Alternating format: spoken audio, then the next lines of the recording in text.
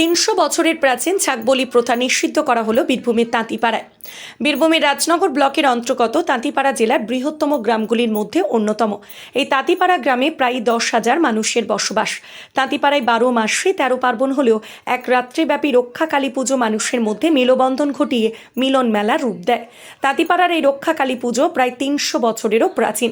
300 বছর ধরে চলে আসা রক্ষা কালী পুজোয় ভক্তদের মানত বা মানসিক করা ছাগবালি এবছর থেকে নিষিদ্ধ করা হলো এবং ভক্তদের উদ্দেশ্যে জানানো হলো ছাগ মানত বা মানসিক না করার জন্য। তবে 300 বছরের এই প্রাচীন ছাগবলি প্রথা বন্ধ হওয়ায় খুশি এলাকার মানুষ। আমরা এই ছাগবলি প্রথার অনেক দিন ধরেই বন্ধ করার জন্য অনেক চিন্তাভাবনা করছিলাম।